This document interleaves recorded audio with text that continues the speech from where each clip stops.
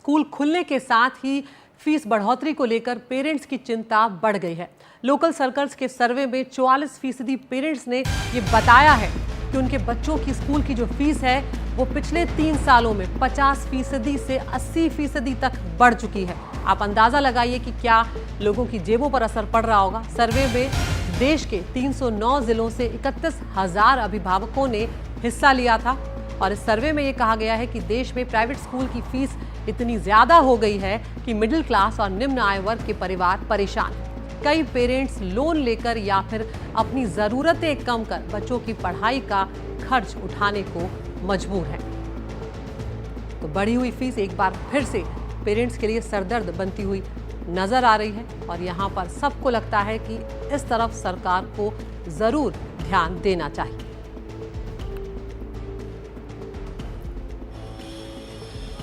तो हर साल कई निजी स्कूल जो हैं वो 10 से 15% फीस बढ़ा रहे हैं। लोकल सर्कल्स का ये सर्वे है जिसमें ये बात सामने आई है।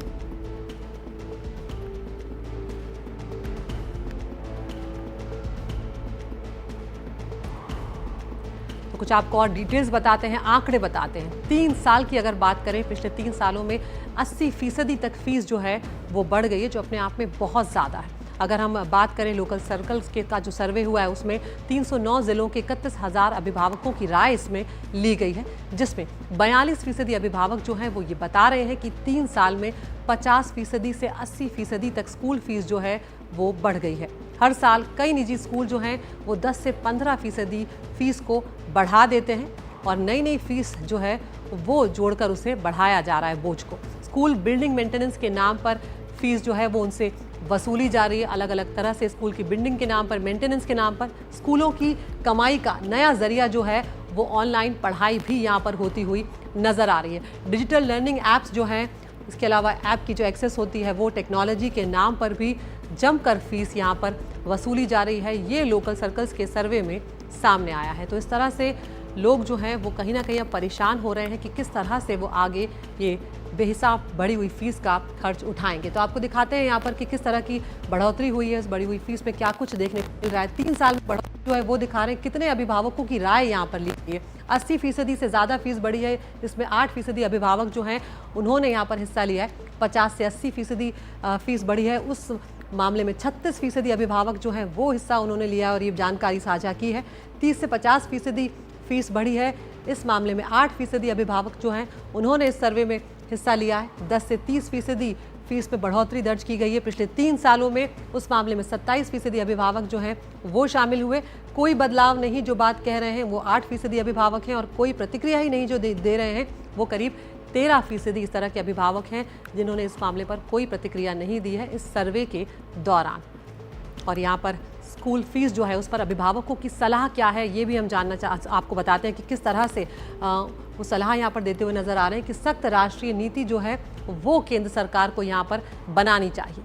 उनका ये भी यहाँ पर कहना है कि निजी स्कूलों पर लगाम लगाए सरकार और साथ ही ऐसी नीति बनाई जाए जिससे गुणवत्ता जो है, जो क्वालिटी है एजुकेशन की, वो सुधरे और गुणवत्तापूर्ण शिक्षा जो है वो छात्रों को मिले। यहाँ पर ऐसी नीति बने जिससे सबको सस्ती शिक्षा मिले, ये यहाँ पर अभिभावकों का कहना है। शिक्षा सबका अधिकार है, ना कि मुनाफे का सौदा, ये एक बड़ी बात कहते हुए अभिभावक यहाँ पर नजर आ रहे हैं। तो ये बहुत महत्वपूर्ण मुद्दे हैं जो यहाँ पर उठा रहे हैं। हमारे सहयोगी रवीश रंजन शुक्ला जो हैं वो हमारे साथ यहाँ पर जुड़ गए हैं, उनके पास हम चलते हैं।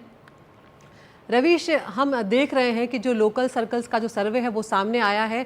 यहाँ पर साल दर साल रवीश फीस बढ़ती चली जाती है, स्कूलों की मनमानी बढ़ती चली जाती है और अभिभावकों के पास कोई विकल्प होता नहीं है रवीश, क्योंकि बच्चों को तो पढ़ाना ही है। जी बिल्कुल, दिल्ली की अगर हम बात करें तो दिल्ली के प्राइवेट स्कूलों में हाल फिलहाल के दिनों में फीस बढ़ी है। आप देखिए कुछ पेरेंट्स हैं हमारे साथ में। सर, फीस सर कैसे आपको पता चला कि बढ़ाई गई है? वो मैसेज देते हैं बकायदा। अच्छा। हाँ, इनके वेबसाइट है। हाँ। और उस वेबसाइट में ही लिंक भेज देते हैं कि ये आपके बच्चे की इतनी फीस बढ़ा दी है।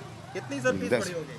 फीस जो है मतलब 3 ईयर से कंटिन्यूसली बढ़ रही है और अब 10% 12% हर बारी बढ़ रही है 3 ईयर से कंटिन्यूसली। हाँ जी। देखिए खुद पेरेंट्स हैं, अपने बच्चों को यहाँ लेने के लिए आए हुए हैं। मैं आपको बताऊं देती कि दिल्ली की अगर बात करें तो 1677 यहाँ पर प्राइवेट स्कूल हैं और महज 70 स्कूलों ने ही हर साल अपना ऑडिट कराया है, बाकी लोगों ने ऑडिट ही नहीं करवाया है। जबकि हाई कोर्ट का स्पष्ट निर्देश है कि हर प्राइवेट स्कूल जो है वो ऑडिट कराएगा और बिना सरकार की मंजूरी लिए वो फीस नहीं बढ़ाएगा। लेकिन आप देखिए कि पेरेंट्स की शिकायत है कि ये फ़ीस बढ़ाई जा रही है। आज मैंने खुद शिक्षा मंत्री आशीष सूद से बात की, उनका साफ तौर पर कहना था कि एसडीएम के नेतृत्व में जो है वो एक कमेटी का गठन किया गया है जो इन स्कूलों के ऑडिट करेगी और ये देखेगी कि आखिर बीते 5-7 सालों में 10 सालों में कितनी लोगों ने फ़ीस बढ़ाई है। उन्होंने ये भी कहा कि अगर फ़ीस बढ़ाने में कानून का पालन नहीं हुआ है तो उसके ऊपर में सख्त कार्रवाई होगी। लेकिन निश्चित तौर पर अभी दिल्ली के तमाम सारी जगहों से पेरेंट्स की ये शिकायत आई। आज जब शिक्षा मंत्री खुद यहाँ पटपड़गंज में आए हुए थे तो उनसे मिलने के लिए तमाम सारे पेरेंट्स पहुँच गए। उन्होंने खुद शिकायत की कि बहुत सारे स्कूलों की फ़ीस बढ़ी है, लेकिन उनका ये कहना था कि अभी चूँकि 1.5 महीने हुए हैं इस नई सरकार को बने हुए, तो हम चीज़ों को जो है वो ठीक कर रहे हैं, सारे प्राइवेट स्कूल का ऑडिट करवा रहे हैं और अगर ऑडिट रिपोर्ट में ये कहा गया कि इन्होंने गलत तरीके से फ़ीस बढ़ाई है तो उसके ऊपर में सख्त कार्रवाई करेंगे। लेकिन होता यह है कि जो प्राइवेट स्कूल की लॉबी है वो बहुत बड़ी लॉबी है और इसी की वजह से जो ये आप जिस सर्वे का जिक्र आप कर रही हैं तो इसमें बहुत सारे पेरेंट्स की ये शिकायत है कि ये फ़ीस जो है वो हर साल बढ़ा दी जाती है। अगर हम प्राइवेट स्कूलों से बात करते हैं अदिति, तो उनका ये कहना है कि जो स्कूलों में फैकल्टी जो बच्चों को पढ़ाती है उनकी ये डिमांड होती है कि भाई उनकी भी सैलरी जो है वो हर साल बढ़े, बिजली का बिल जो है वो हर साल बढ़ जाता है, स्टेशनरी जो है उसके दाम बढ़ जाते हैं, तो इसके वजह से उनको जो है वो कहीं ना कहीं 5 से 12% तक जो फ़ीस है वो बढ़ानी पड़ती है। लेकिन एक फ़ीस बढ़ाने का भी कोई क्राइटेरिया होना चाहिए। देखिए दिल्ली स्कूल एक्ट में ख़ास तौर पर ये लिखा गया है कि जब भी कोई भी स्कूल छोटा हो या बड़ा, कोई भी स्कूल अगर फ़ीस बढ़ाता है तो बाकायदा सरकार के सामने उसको मंजूरी लेनी पड़ती है, सरकार को बताएगी कि आखिर किस लिए वो जो फ़ीस है वो बढ़ाई जा रही है। दिल्ली में ऐसे बहुत सारे प्राइवेट स्कूल हैं जो कि सरकार ने उनको अनुदान दिया हुआ है, ज़मीन बहुत कम कीमतों में दी है, तो ऐसे में अगर वो इस तरीके से फ़ीस बढ़ाते हैं तो निश्चित तौर पर अभिभावकों की इससे मुश्किल बढ़ती है। बिल्कुल रवीश, हमारे साथ यहाँ पर खास मेहमान भी बने हुए हैं, आप भी बने रहिए। रवीश, हमारे साथ डॉक्टर CB शर्मा है, हमारे साथ शिक्षाविद हैं, अमिता वट्टल है जो चेयरपर्सन है DLF फाउंडेशन स्कूल की। आप दोनों मेहमानों के पास में आऊँ उससे पहले हमारे सहयोगी रवीश की स्कूल फीस में बढ़ोतरी पर दिल्ली के कुछ अभिभावकों से बातचीत हुई है, वो भी आपको यहाँ पर सुनवाते हैं ताकि अभिभावकों का जो पर्सपेक्टिव है वो भी यहाँ पर सामने आ जाए। तो सरकार तो कह रही है कि भाई बढ़ाएंगे तो सरकार से पूछ के बढ़ाएंगे, बस आप लोगों को बता दिया गया कि भाई बढ़ रही है फीस। अब सरकार ने तो हमें कुछ नहीं बताया, बढ़ाई है तो दी है, तो बढ़ाई तो है ही, तो बढ़ा के दिया है। मैसेज आ गया है, मैसेज दे दिया इन्होंने अपनी तरफ से। जो उनकी वेबसाइट है ना वो डाउनलोड कर रखी है, भाई जो भी इंफॉर्मेशन होती है डाल देते हैं। लेकिन फ़ीस की भी डाल दी इन्होंने, बड़ी भी फ़ीस इतनी है जी, जमा करो 10 तारीख से पहले, जिसके लिए काफ़ी पेरेंट्स फाइट कर रहे हैं। डे बाय डे मीटिंग भी हो रही है और कंटिन्यूस इनसे बातचीत भी चल रही है। पिछले 2 साल में बढ़ी है, बहुत बड़ी है फीस। कितनी फीस बढ़ी होगी? अभी 10% बढ़ गया है। 73 जाती थी, अब 8 हो गई है। 7300 जाती थी, अब 8000 हो गई है। और नर्सरी क्लास का तो 11000 है, 10000 के समथिंग है। और हमारे दोनों मेहमान हमारे साथ बने हुए हैं। डॉक्टर CB शर्मा, अगर पहले मैं यहाँ पर आपके पास आऊँ तो सुप्रीम कोर्ट ने 2021 में ये कहा था कि राज्य सरकारें निजी स्कूलों की फीस तय नहीं कर सकती, लेकिन अत्यधिक बढ़ोतरी और मुनाफाखोरी जो है उसको रोक सकती है। लेकिन अभी जो डेटा हम बता रहे हैं, जो अभिभावकों से बातचीत आपने सुनी, वो साफ तौर पर नजर आ रहा है कि मनमानी जो है स्कूलों की वो जारी है।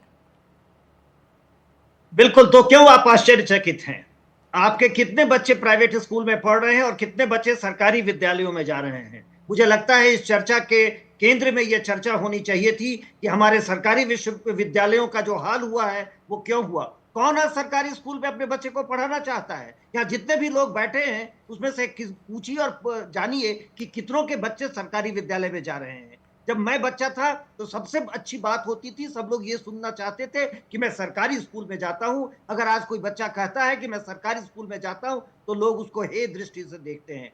हमने अपने ही ये बीमारी पैदा कर ली है कि निजी विद्यालयों की संख्या बढ़ी है। आज 90% से ज्यादा बच्चे आपके निजी विद्यालयों में हैं।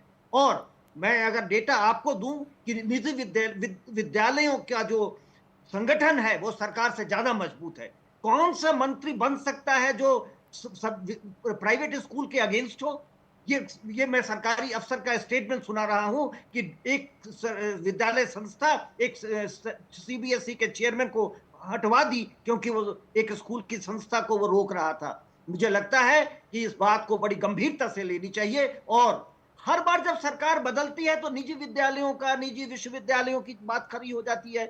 क्या कोई लेन देन का मामला है क्या कि उनसे कितना पैसा इकट्ठा किया जाए? मुझे लगता है कि ये पूरा घालमेल का मामला है, ये बेईमानी का मामला है। हम प्राइवेट स्कूल्स को बढ़ावा दे रहे हैं। जो लोग इस प्राइवेट स्कूल के मालिक हैं वो कितने अमीर हैं और कितने पावरफुल हैं ये आपको शायद अंदाज नहीं है। मुझे लगता है कि इस पूरी चर्चा का विषय ये होना चाहिए कि निजी विद्यालय खोल कौन सकता है, कौन उसका मालिक होता है और वो कितना पावरफुल है समाज में। तो ये चर्चा का विषय नहीं हो सकता है कि फीस कितना बढ़ता है। मैं ये जानना चाहूंगा कि एक तरफ फीस मेरे शिक्षकों का बढ़ता है, फीस तो बढ़ता है, लेकिन बिल्डिंग बनाने के लिए, दूसरे कामों के लिए आप प्राइवेट स्कूल के शिक्षकों को वही पे स्केल देते हैं जो सरकार ने तय किया है? नहीं तो क्यों? सरकार ये क्यों नहीं पूछती है विद्यालयों से कि सभी शिक्षकों को की सैलरी वो मिलनी चाहिए जो सरकार ने तय किया है सरकारी विद्यालयों में? पैसा बड़ा सवाल आप यहाँ पर बिल्डिंग उठा रहे हैं कि बनाने के क्या लिए, पैसा कोई इकट्ठा होता साठगांठ होती है, क्या कोई मुनाफाखोरी होती है? अमिता बट्टल जी, बिल्कुल आपको भी मैं यहाँ पर इस चर्चा में शामिल करूंगी। आप किस तरह से देख रही हैं इस पूरे मामले को? क्योंकि जब आप अभिभावकों को सुनते हैं तो वो पूरी तरह से मजबूर नजर आते हैं, क्योंकि हर अभिभावक ये चाहता है कि उसके बच्चे को अच्छी शिक्षा मिले और कई बार अपना पेट काट कर उन्हें उस फीस के साथ समझौता करना पड़ता है जो स्कूलों की तरफ से मांगी जा रही होती है। नहीं, मैं इस परंपरा से आई हूँ जिसमें मैं अग्री करती हूँ कि क्वालिटी एजुकेशन जो है वो अफोर्डेबल रेट्स पे होनी चाहिए। पर इसके बारे में एक दो तरफा भी नज़रिया है, क्योंकि जब कोविड आया था 3 साल तक लगातार स्कूलों ने अपनी फीस बिल्कुल नहीं चढ़ाई थी, बिल्कुल नहीं बढ़ाई थी। और इस दौरान उसके बाद एक ऐसा सिचुएशन भी आई है जिसमें पेरेंट्स के पास बड़ी परेशानियां हुई हैं फाइनेंशियल, और वो बहुत सारे पेरेंट्स फीस नहीं दे पा रहे। मैं आपको सच बताऊं, हर स्कूल यही मुझे कहता है कि भाई फीस नहीं आ रही है। और आप ये भी जानती हैं कि जो फीस होती है 80% जो फीस होती है वो जाती है टीचर की सैलरी में। और टीचर्स की जो सैलरी है, सरकार साल में 2 दफ़ा डीए बढ़ाती है, सीबीएसई स्कूल्स की टीचर्स की 2 दफ़ा डीए बढ़ाती है और 1 दफ़ा इंक्रीमेंट होता है। तो 80% जो फीस है जो आती है वो टीचर्स की सैलरीज में जाती है। तो मैं ये सिर्फ कहना चाहती हूँ कि जहाँ तक एनसीआर का मामला है, जो आपकी दिल्ली सरकार थी वो, और इस वक्त मैं हरियाणा की भी बात कर रही हूँ क्योंकि मैं हरियाणा से बोल रही हूँ, यहाँ बहुत ज़्यादा मॉनिटरिंग होती है। तो मैं खुद स्कूल चलाती हूँ, डीएलएफ के स्कूल्स चलते हैं, यहाँ मुश्किल से 3 से 5% तक फीस चढ़ी है। तो ये कहना, और चारों तरफ मेरे जो स्कूल है दूसरों को छोड़ के जो आईबी स्कूल हैं या इंटरनेशनल स्कूल्स हैं उनकी तो मैं बात ही नहीं करती हूँ, मैं सीबीएसई स्कूल्स की बात करती हूँ। उसमें इतनी ज़्यादा मॉनिटरिंग होती है, दोनों दिल्ली सरकार की भी हुई है और हरियाणा में भी हुआ है, यूपी में भी। मैंने बहुत सारे अपने जो कॉलीग्स हैं उनसे बात की है, किसी ने 7% बढ़ाई है, किसी ने 5% बढ़ाई है। देखिए, फीस तो बढ़ानी ही है, नहीं तो स्कूल कैसे चलेगा? क्योंकि एक तरफ तो एआई, वीआर, एआर ये सब भी चाहिए। अब अगर इस तरह की चीज़ें भी चाहिए, मैं नहीं कहती हूँ कि, मैं जानती हूँ कि पेरेंट्स को बड़ी परेशानियां हैं, पर स्कूल भी कैसे चलेगा? क्योंकि तनख्वाहें भी देनी है। एक स्कूल पेरेंट भी चाहता है भाई सारा एसी है कि नहीं है। सबसे पहला क्वेश्चन पेरेंट पूछता है, आपका स्कूल एसी है? तो अगर एसी है तो फिर जाहिरी बात है कि उसके बिल्स भी होंगे। वो पेरेंट भी कहता है कि आपके हर क्लास के अंदर वो लगा हुआ है कि नहीं, टेक्नोलॉजी है कि नहीं है, वो भी पूछता है। तो अब टेक्नोलॉजी भी होनी है, ए लैब्स भी होनी है, लेकिन अमिता जी, फिर दूसरा इसका पहलू ये भी होता है कि 10 और पर ये बिल्कुल गलत है कहना कि जी 15% बढ़ रही है और 20%, कतई नहीं। क्योंकि मैं सिर्फ ये बात कर सकती हूँ एनसीआर की और दिल्ली की और हरियाणा की। मैं कह सकती हूँ कि इसमें इस तरह से दिल्ली एनसीआर की बात कर लेते हैं अमिता जी। तो यहाँ पर ये पहलू भी आता है ना फिर कि स्कूलों की मनमानी यहाँ पर भी देखने को मिलती है कि आपको उसी दुकान से किताबें या यूनिफॉर्म्स खरीदनी है, खास दुकानों से खरीदने पर जोर दिया जाता है। फिर जब हम देखते हैं कि अगर पिछले जो सीनियर बच्चे होते हैं, अगर सुन लीजिए अमिता जी, बात पूरी सुन लीजिए, जो सीनियर बच्चे होते हैं जब उनसे किताबें लेने की बात की जाती है तो छोटे मोटे बदलाव किताबों में कर दिए जाते हैं और फिर मजबूर किया जाता है कि नहीं, नई किताबें जो है वो खरीदी जाए। नहीं, ये तो खैर गलत है। अगर ये हो रहा है तो गलत हो रहा है। पर जब मैं ये इस वक्त तो हो ही रहा है मैडम, फीस जो है जी। आखिरकार अगर आप चाहते हैं कोई चीज लेने या आप एक शिक्षा पा रहे हैं तो कहीं तो आपको देना है। मैं नहीं कह रही हूँ कि आप 20% बढ़ाइए और 15% 12% बढ़ाइए, पर सरकार खुद इतना ज्यादा मॉनिटर करती है कि मुझे अजीब लग रहा है कि आप लोग ये कह रहे हैं कि स्कूलों ने बढ़ाया, क्योंकि ये तो सरकार खुद देखती है। डीओई बनी हुई है, डायरेक्टरेट है, हर जोन में लोग हैं, बार बार सर्कुलर्स आते हैं, बार बार लोगों को दिखाना पड़ता है, फीस बढ़ाने के पहले पेरेंट्स को लाना पड़ता है, बोर्ड मीटिंग्स में लाना पड़ता है। तो अगर कोई इस तरह से कर रहा है तो उसको पनिशमेंट मिलनी चाहिए। अभी मैं तो ये दिल्ली के clearly शिक्षा मंत्री कहती हूँ। आशीष सूद जो है उन्होंने प्रतिक्रिया भी दी और कहा है कि ऐसे स्कूलों पर जल्द कार्रवाई हाँ, की बिल्कुल, जाएगी और एक बिल्कुल। लिस्ट जो है वो बनाई जा रही है। रवीश, आपने दोनों हमारे मेहमानों को सुना है। यहाँ पर डॉक्टर सीबी शर्मा भी यहाँ पर आप देख रहे हैं कि सांठगांठ की बात करते हुए नजर आ रहे हैं। उनमें नाराजगी है कि क्यों आखिर इस तरह के सिस्टम को चलने दिया जा रहा है, कार्रवाई क्यों नहीं जाती। और दूसरी तरफ अमिता वट्टल जी हैं जिनका ये कहना है कि स्कूल चलाने के लिए जो मजबूरियां हैं उनको भी देखना होगा। जी बिल्कुल, अगर हम दिल्ली की बात करें तो हर साल तकरीबन 1 लाख से ज़्यादा जो बच्चे हैं वो प्राइवेट स्कूलों में दाखिला देते हैं। सरकार के पास में इस तरीके का कोई आधारभूत ढांचा नहीं है कि इतने बच्चों को वो अपने सरकारी स्कूलों में दाखिला दे। यही वजह है कि आप देखिए कि हर अच्छे स्कूल के लिए बहुत ज़्यादा भाग-दौड़, बहुत ज़्यादा मारामारी दिल्ली के अंदर में मचती है और इसी का कहीं न कहीं प्राइवेट स्कूल फ़ायदा भी उठाते हैं। डोनेशन के नाम पर, एडमिशन के नाम पर, किताबों के नाम पर, यूनिफ़ॉर्म के नाम पर लगातार जो है वो फ़ीस भी बढ़ती है। खुद शिक्षा मंत्री ने माना है कि कई सारे बड़े स्कूलों के उन्होंने बाकायदा नाम लिए हैं। कल सरकारी प्रेस विज्ञप्ति में उनके नाम का जिक्र है। मैं उनका नाम नहीं लेना चाहता हूं, लेकिन बड़े स्कूलों का नाम का जिक्र किया गया है कि इन लोगों ने बीते 3 सालों में जो है वो तकरीबन 30 से 35% तक फीस बढ़ाई है। तो एक तरफ सुप्रीम कोर्ट ये कह रही है कि शिक्षा जो है वो कमाने का जरिया नहीं है, लेकिन दूसरी तरफ आप देखिए कि तमाम सारे जो स्कूल हैं वो इस बात का भी फ़ायदा उठाते हैं कि उनको शिक्षकों को तनख्वाह देनी है, बिल्डिंग के आधारभूत ढांचे को दुरुस्त करना है, तो उसके लिए जो है वो फीस ये बढ़ा रहे हैं। निश्चित तौर पर इसका कहीं ना कहीं जो अल्टीमेट जो इफ़ेक्ट है ये जो अभिभावक हैं उनके ऊपर में आता है। तो अब शिक्षा मंत्री भी बात कर रहे हैं और सारे लोग ये बात कर रहे हैं कि क्वालिटी की एजुकेशन जो है वो होनी चाहिए, लेकिन आखिर शुरुआत कहाँ से होगी? क्योंकि सरकार का जो ढांचा है शिक्षा देने का आधारभूत ढांचा वो इस तरीके का है कि वो सारे दिल्ली के अंदर जितने भी बच्चे हैं उनको वो हर साल दाखिला नहीं दे सकती अपने स्कूलों में। तो बसता यही है कि प्राइवेट स्कूल में वो दाखिला लें और प्राइवेट स्कूल में जब जाते हैं तब उनके साथ में इस तरीके का व्यवहार होता है कि फीस में जो बढ़ोतरी है वो होती है। तो अब इसका रास्ता जो है कहीं ना कहीं सरकार को ही निकालना पड़ेगा, क्योंकि ख़ास तौर पर सुप्रीम कोर्ट भी ये बोल चुकी है, अभिभावक भी ये मान रहे हैं। हमने देखा कि अभी जो गेस्ट थे हमारे यहाँ वो भी ये कह रहे हैं कि इस तरीके का नहीं बढ़ाया जाना चाहिए फीस।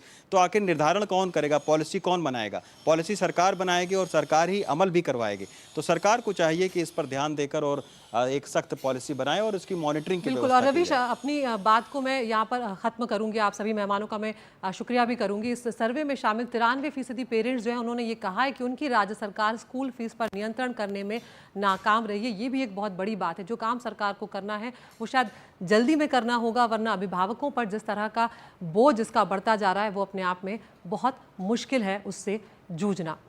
आगे हम यहाँ पर अब बढ़ रहे हैं। हर सरकारी स्कूलों के लिए सरकार एक बड़ा बजट पेश करती है, लेकिन बावजूद इसके ज़मीनी हकीकत कभी भी नहीं बदलती। स्कूलों में कहीं जर्जर भवन होते हैं तो कहीं शौचालय की व्यवस्था ही नहीं होती। कई बार शिक्षकों की कमी से छात्र परेशान रहते हैं तो कहीं किताबों के लाले पड़े रहते हैं। लेकिन हम आपको चित्तौड़गढ़ लिए चल रहे हैं। वहाँ के स्कूल की हैरान कर देने वाली तस्वीर यहाँ पर आपको दिखाएंगे। यहाँ पर LED स्क्रीन पर पढ़ाई होती है और आपको ये भी बताएं कि बच्चों के लिए पीने के लिए RO का पानी उपलब्ध है। तकनीक और हरियाली का एक शानदार तालमेल यहाँ पर देखने को मिलता है। इस खास रिपोर्ट के जरिए आपको दिखाते हैं। सरकार कई स्कूलों में अपने हिसाब से विकास का कार्य करवाती है, लेकिन आज हम आपको एक ऐसे स्कूल की हकीकत दिखाने जा रहे हैं जो ग्रामीणों और भामाशाहों की मदद से 8वीं तक की इस सरकारी स्कूल की फिजा ही बदल गई। ऐसा ही एक स्कूल है चित्तौड़गढ़ जिले में बड़ी सादड़ी उपखंड क्षेत्र का देवदा गांव। यहाँ पर राजकीय उच्च प्राथमिक विद्यालय में स्कूली छात्रों को LED से अध्ययन करवाया जाता है। यही नहीं, स्कूल के बरामदे के पिलर समेत बरामदे में कई ज्ञानवर्धक संदेश लिखे हुए हैं और चित्र बनाए गए हैं। इन सुंदर विस्तृत चित्रों को देखकर बच्चों में भी सीखने की ललक दिखाई पड़ती है। गरीब परिवार के जो बच्चे हैं यहाँ पढ़ने आते हैं और हम उनको विजुअली और बेसिक जो पुरानी पद्धति है उससे अध्ययन इन बच्चों को हम करवाते हैं।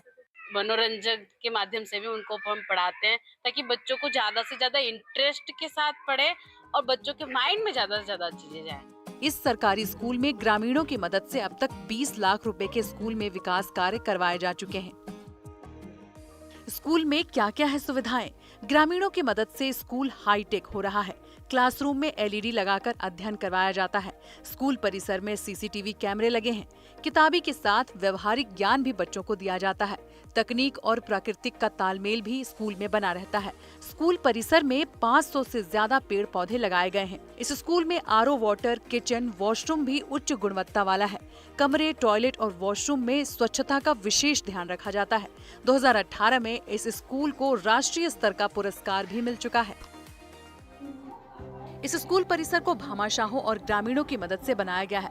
यहाँ पर बच्चों को सिर्फ किताबी ज्ञान ही नहीं बल्कि व्यवहारिक ज्ञान भी सिखाया जाता है। हम नहीं चाहते कि जैसे बुक्स में ही वो सीखे, हम चाहते हैं बच्चे खेलते खेलते भी सीखते रहे। तो इस वजह से हमने चारों तरफ वातावरण भी उनका ऐसा ही इन्वॉल्वमेंट कर रखा है कि वो उसमें ही इन्वॉल्व रहते हैं। स्कूल परिसर में हरे भरे पेड़ पौधे लगाए गए हैं। बच्चों को पीने के लिए शुद्ध आरओ का पानी दिया जाता है। रसोई घर से लेकर वॉशरूम तक में स्वच्छता का पूरा ध्यान रखा जाता है और ये सारी सुविधाएं उच्च गुणवत्ता वाली हैं। स्कूल का माहौल देखकर गांव से दूर रहकर पढ़ाई करने वाले छात्रों में भी अब रुचि जागने लगी है और अब वो बच्चे इस स्कूल में ही पढ़ना चाहते हैं। ऐसे में स्कूली बच्चों के नामांकन में भी वृद्धि देखी जा रही है। कौन सी क्लास में पढ़ते हो? 7th क्लास में। स्कूल में क्या क्या सुविधा है यहाँ पर आपके लिए? हमारे यहाँ फर्नीचर है और हर क्लास में एलसीडी है और हमारे 2 ऑफिस हैं और हमारे यहाँ वाटर कूलर भी है और हमारे स्कूल में बहुत सारे पेड़ पौधे भी हैं। टीचर पढ़ाते नहीं पढ़ाते आपको? टीचर पढ़ाते हैं। क्या पढ़ाने के लिए क्या क्या लगा रखा है स्कूल में कक्षा में? एलसीडी। तो पढ़ाते हैं दिन में आपको? हाँ सर। कैसा लगता है आपको स्कूल में? अच्छा। दरअसल साल 2018 में देवदा गांव के इस स्कूल में विकास को लेकर यहाँ के स्टाफ ने ग्रामीणों से स्कूल विकास के लिए बात कही थी और 1 रुपया स्कूल विकास के लिए रोजाना बचाने की सहमति बनाई गई थी। स्कूल के स्टाफ ने गांव में हर घर पर एक गुल्लक परिवार के मुखिया का फोटो लगाकर घर घर दिया था और विद्यालय विकास के लिए हर घर से रोजाना 1-1 रुपया गुल्लक में डालना शुरू किया और महीना पूरा होने पर ग्रामीण गुल्लक की बचत राशि स्कूल में जमा करवा देते। रुपया प्रति परिवार योजना शुरू की। उसमें हम लोगों ने गुल्लक रखे हर घर में, जिस पर उस परिवार के मुखिया का फोटो लगा हुआ है और वो उसमें 1 रुपया डालता है रोज का। महीने के 30 रुपए जो होते हैं वो 30 रुपए इकट्ठे होते हैं और उनको राशि को इकट्ठी करके वो स्कूल में जमा कराते हैं। आप ये देख सकते हैं पूरा देवदा जो राजकीय उच्च प्राथमिक विद्यालय है, जो एक प्राइवेट स्कूल से भी कहीं बेहतर जो है वो यहाँ दिखाई देता है। बताया जाता है इस स्कूल को जो है स्वच्छता में भी प्रमाण पत्र मिला हुआ है और यहाँ के जो गांव हैं, गांव के लोग भी इस स्कूल में भागीदारी निभाते हैं। सलमान, एनडीटीवी, चित्तौड़गढ़।